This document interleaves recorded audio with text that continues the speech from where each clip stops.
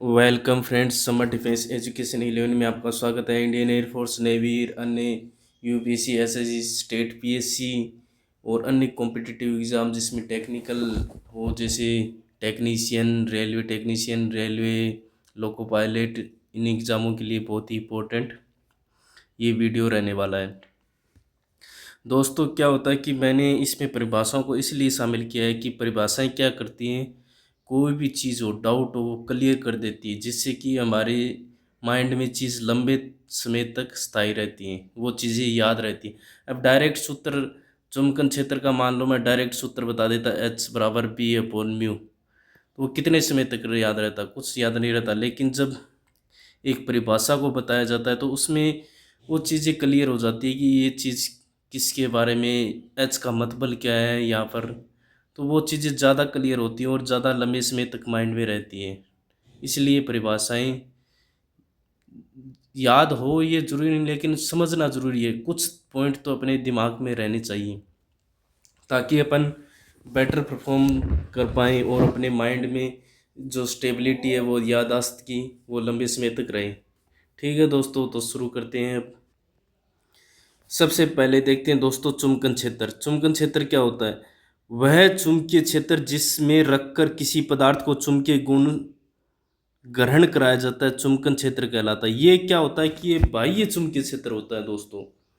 ये जो चुंबकन क्षेत्र है, ये बाह्य चुंबकीय क्षेत्र की माप होती है, जबकि बी क्या होता है, नॉर्मल जो चुंबकीय क्षेत्र होता है उसकी बात की जाती है।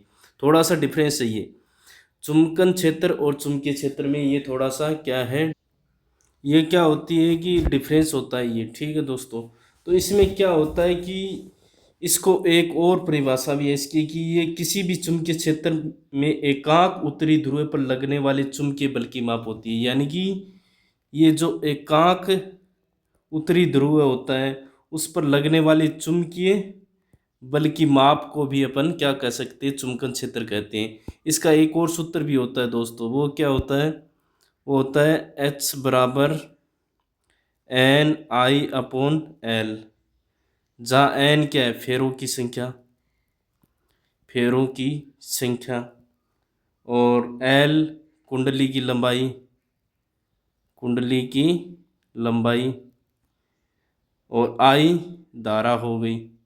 तो इससे एक और चीज़ भी निकल के आती है, इस जो दूसरे 2 नंबर जो सूत्र है इससे अपन क्या कर सकते हैं, आसानी से मात्रक निकाल सकते हैं। आई बटा एल है, आई क्या होती है, धारा, धारा का मात्रक क्या होता है, एम्पियर, और एल लंबाई, लंबाई को मीटर में मापते हैं, तो ये क्या हो जाता है, इसका मात्रक भी हो जाता है। यानी कि परिभाषाएं बहुत कुछ कहती हैं दोस्तों। अब इस ये चीज़ें एकदम क्लियर हो गई ना कि चुंबकन क्षेत्र क्या होता है, ये एक बाह्य चुंबकीय क्षेत्र की माप होती है। या फिर इसको इस रूप में भी बोल सकते हैं कि किसी चुंबकीय क्षेत्र में एकांक उत्तरी ध्रुव पर लगने वाले चुंबकीय बल की माप भी अपन बोल सकते हैं चुंबकन क्षेत्र। यानी कि चुंबकन क्षेत्र वह क्षेत्र होता है जिसमें किसी पदार्थ को चुंबकीय गण ग्रहण कराया जाता है। यानी कि किसी पदार्थ के अंदर चुंबकीय गुण स्थापित करने के लिए जो क्षेत्र, चुंबकीय क्षेत्र होता है, वो चुंबकन क्षेत्र होता है। ये बाहरी चुंबकीय क्षेत्र होता है। ये चीज़ एकदम क्लियर हो गई है।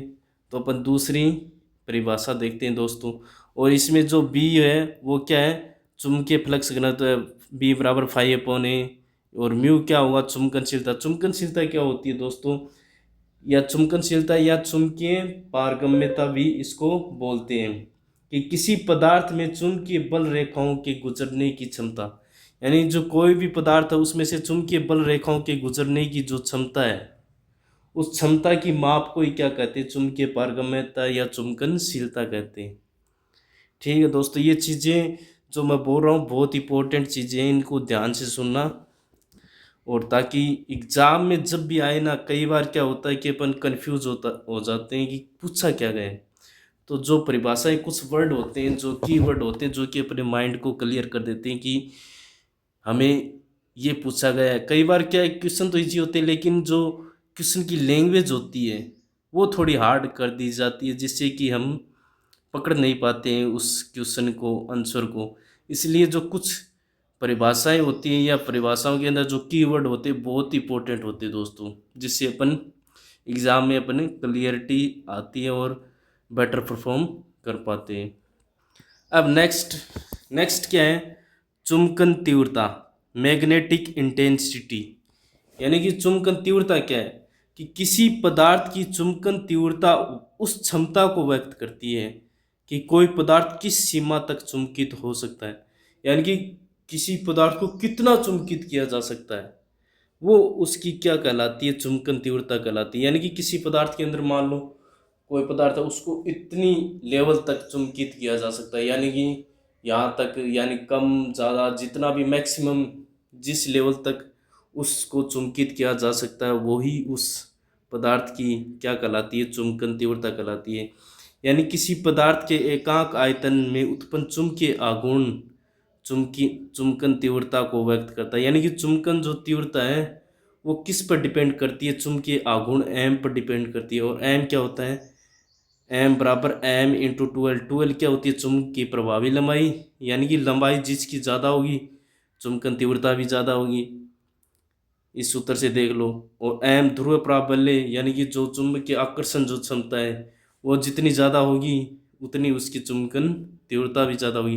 यानी कि ये चीज़ें इससे स्टेटमेंट वाले क्वेश्चन में आ सकता है कि चुंबकन तीव्रता किन किन पर निर्भर करती है, ध्रुव आयतन पर निर्भर करती है, चुंबक के अनुप्रस्थ काट क्षेत्रफल पर भी निर्भर करती है, एम चुंबकीय आघूर्ण पर भी निर्भर करती है, एम ध्रुव प्राबल्य पर भी निर्भर करती है। यानी कि ये चीज़ें सूत्रों से निकलती है, परिभाषाओं से निकलती है। अगर अच्छे से परिभाषा ध्यान में है और सूत्र ध्यान में तो इजीली अपन क्वेश्चन को अटेम्प्ट कर पाएंगे। बहुत ही इंपॉर्टेंट है ये चीज़ें। अब जो इसका सूत्र क्या हुआ, आई बराबर एम अपॉन वी, वी यहाँ पर आयतन हो गया, एम क्या गया हो गया चुंबकीय आघूर्ण, और चुंबकीय आघूर्ण का मात्रा क्या होता है, एम्पियर इंटू मीटर स्क्वायर। ये भी चीज़ें ध्यान में रखना जरूरी है। जैसे जैसे कई बार अपन कोई भी क्वेश्चन पढ़ रहे हैं या कोई सूत्र पढ़ रहे हैं उसमें जो चीज़ें आ रही हैं उनको फिर माइंड में रिमाइंड कर लेना चाहिए। जो चीज़ें आ गई जैसे एम आ गया, वी आ गया, तो इनके मात्रा क्या होते हैं, तो इससे क्या होता है, एक तो रीजन होता है और ज़्यादा स्टेबिलिटी आती है माइंड में, ज़्यादा स्थायित्व आता है याददाश्त में, और लंबे समय तक चीज़ें याद रहती है, कनेक्टिविटी ज़्यादा मजबूत होती है सूत्रों की, और जो भी चीज़ें आपस में कनेक्टिविटी जितनी ज़्यादा मजबूत होगी चीज़ें ज़्यादा लंबे समय तक याद रहेंगी। जैसे चुंबकीय क्षेत्र भी आ गया तो इसका मात्रक क्या होता है, वेबर प्रति मीटर स्क्वायर भी होता है, टेस्ला भी होता है। तो ये सब चीज़ें क्या है, और स्टेट भी होता है, और स्टेट किस इसका सीजीएस मात्रक होता है। यानी कि बहुत सारी चीज़ें हैं, एक ही क्वेश्चन में आप बहुत सारे क्वेश्चन और बना सकते हो एक क्वेश्चन से।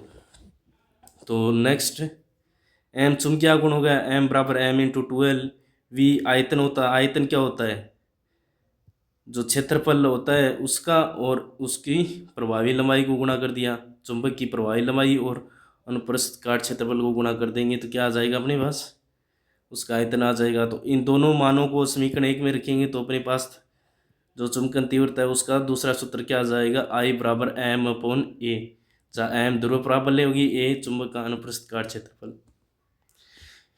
दोनों चुंबकन क्षेत्र और चुंबकन तीव्रता बहुत ही इंपॉर्टेंट है। जो भी फिजिक्स संबंधी कॉम्पिटिटिव एग्ज़ाम है, नेवी एयरफोर्स है, यूपीएससी सीडीएस वगैरह एग्ज़ाम है, तो इनमें बहुत इंपॉर्टेंट क्वेश्चन इनसे बन सकते हैं। और वीडियो अच्छा लगे तो अपने दोस्तों को भी शेयर कीजिए, लाइक कमेंट शेयर करो एंड चैनल को सब्सक्राइब करो। जय हिंद, जय भारत दोस्तों।